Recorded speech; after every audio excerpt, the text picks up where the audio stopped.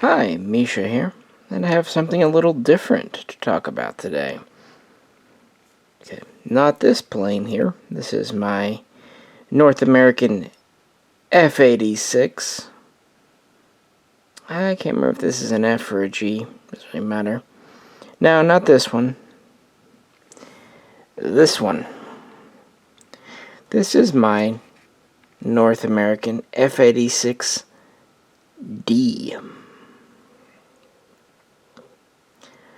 Quite an interesting variant, and very nearly it was its own independent aircraft.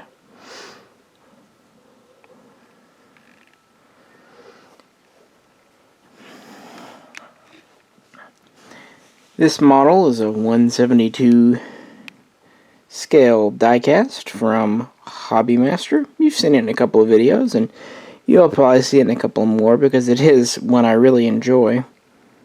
I always like the Sabre. As I said in previous videos, it reminds me of Chuck Yeager. And this model is also a 1/72 scale diecast, or as my speech says, Diecast. But it is from a company no longer with us, Falcon. And I've really come to appreciate Falcon for making some of the lesser known but still cool airplanes. They also did the F9F.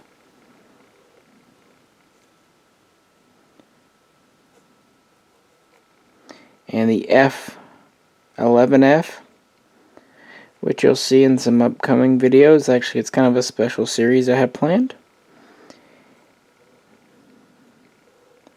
But today we're going to look at their F-86D, or as it is often called, the Sabre Dog. The original F-86, of course, being the Sabre.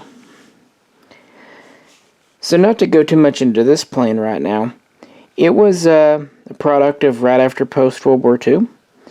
It first flew in 1947 as a prototype and was in American military service by 1949 and was the preeminent American transonic fighter of the Korean War. It could be used as essentially an air superiority fighter or as a fighter bomber. It was capable of reaching about 680 to 690 miles per hour. Had a ceiling of about 49,500 feet. Was 37 feet long and 37 feet wide, give or take a bit.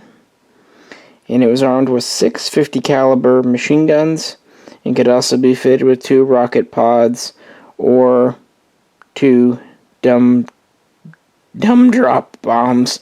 So they avoided better say that. But yeah, dumb drop. Why not? And it has this intake on the nose, very characteristic of early jets. And it has a rear sliding canopy. And I mention all this for a reason. The Sabre Dog. Well, once North American pretty much had the F-86 in the bag, they began working on a slightly different variant. A dedicated fighter interceptor meant to, well, intercept things, namely bombers, but also perhaps other fighters, but again, namely bombers. And this was initially known as the YF-95. The project began in early 1949. It used the F-86 as a jumping off point, but ended up being quite different. And the first unarmed prototype flew in December of that year, so pretty rapid development. But then in 1950, it was renamed to the F-86D. It was a bit of a... the F-86 was pretty popular, and it's kind of a bit of that. It does use a number of the same parts as the F-86, but only about a quarter.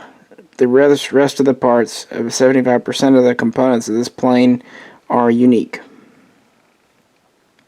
So what is different? Well, namely, this was an all-weather, not a daytime, but an all-weather Interceptor. And it was actually the first single-engine, single-occupant, single-crew member, all-weather plane to be in American service. Before that, we had multi-crew and multi-engine for night fighting and so on and so forth. If you notice, it has more of a traditional, well, modern nose. A little stubby. But the nose is mostly enclosed with the intake below it. And this was done to house a radar. So it could fly in bad weather or at night. And it also had a Hughes weapons aiming system, control system.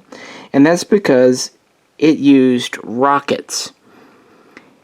Instead of machine guns and bombs, this was fitted exclusively with a new rocket known as the Mighty Mouse. It was a 2.75, 2 3/4 inch rocket that shot out and had little fins that would spring out once it was in the air. And these were housed in a retractable tray under the fuselage, and they could hold 24. So basically that tray would go up into the fuselage when not needed, but when the plane was ready to fire, the Hughes system would drop it down and it would fire out. And that was meant to attack bombers mostly. These weren't guided missiles, these were just rockets. But that's what it had, no machine guns. It also had place, and usually did have fuel tanks for increased range on the wings. It's a little bit longer because of the nose mostly. It's 40 feet long, but it still has the same wingspan of 37 feet. We are a little faster at 715 miles per hour, which is about Mach 0.92 to 0.93. So getting very close to supersonic, but not quite. Hits were still transonic. It could climb just a wee bit higher than the standard F-86 Sabre, up to about 49,800 feet. And it could also get there a little faster, and as I said, it had a little bit better range. Also, the canopy is a more traditional, modern style. It's not the kind of the backward sliding, it's a clamshell, so it hinges in the back. And the engine was upgraded, of course, and changed. And that's the Sabre Dog. Whereas they made 9,800 F-86 Sabres between 1950 and 1953, when production ended in September of that year. So right after the Korean War, they produced just over 2,800 F-86D Interceptors.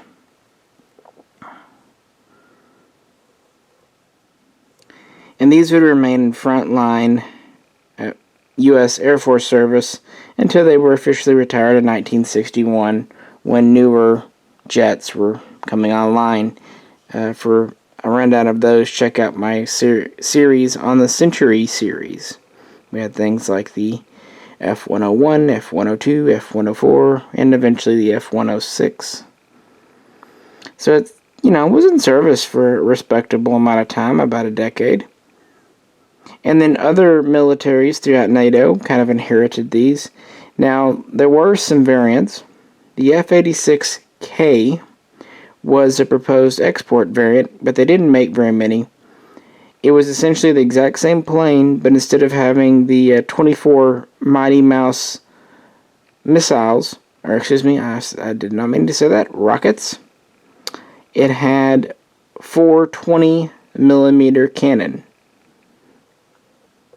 But again, they didn't make very many, and they didn't sell very many.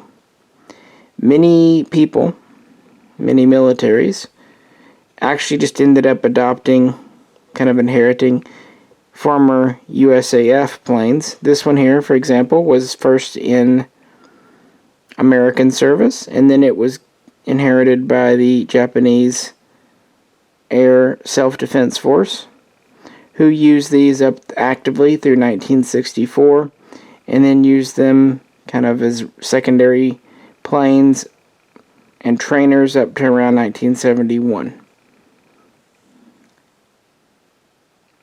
There was also the F-86L, which was a modernized and upgraded variant that North American worked on, upgrading older planes in the late 50s. But that's pretty much it. Now, I thought I'd do a video on this plane because I myself really didn't know about it up until this Falcon model. I mean, I had heard, oh, there was an F-86D, Interceptor version. I got that.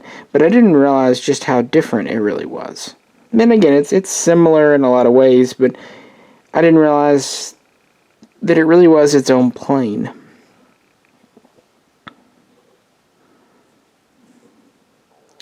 And since I like the F-86 so much, once I did know that, I had to grab one.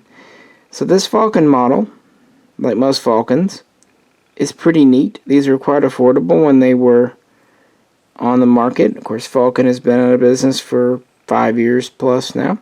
It has landing gear that can go up or down. The tanks on the wings are fixed. It's mostly metal. It does have an opening canopy.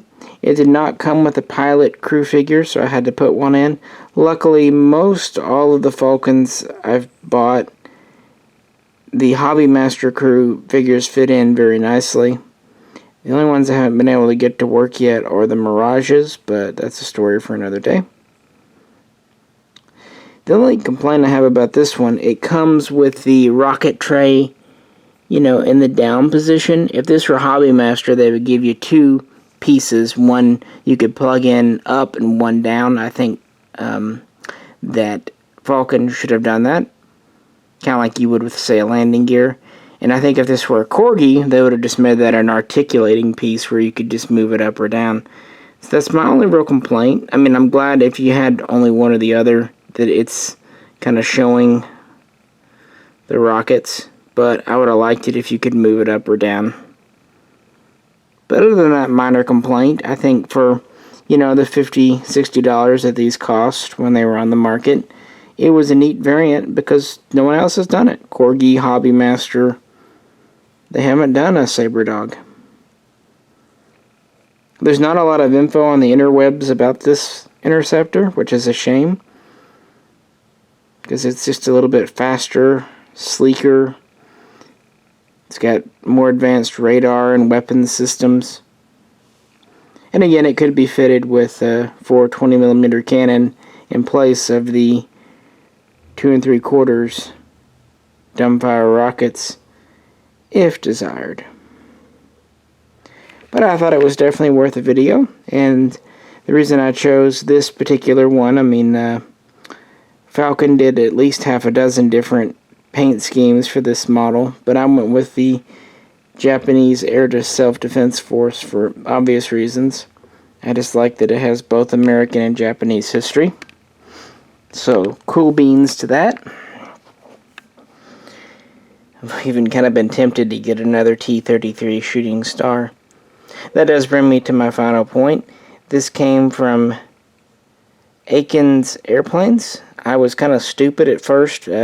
Pete's Collectibles did find a Sabre Dog or two in the back a few months ago and offered them to me, but I really didn't know it was this different from a regular F-86, and having this model, which I did get from Pete's, I didn't see a need to get the Falcon, but as I researched it more, I realized it would be something interesting to have, but by that point, Pete had sold his couple of examples. But luckily, although they weren't quite as cheap as what he had them for, Aikens did still have some of these in stock, and I was able to pick. They actually even had 2 separate Japanese ones, which is pretty cool. So they've been a good go-to source for out-of-production models. Alrighty, guys. Well, I appreciate you tuning in. If you could, like, share, and subscribe. And if you have any comments or anything, welcome on below. And if you could, check out some of my other videos. This is Misha, and I'll catch you very soon next time.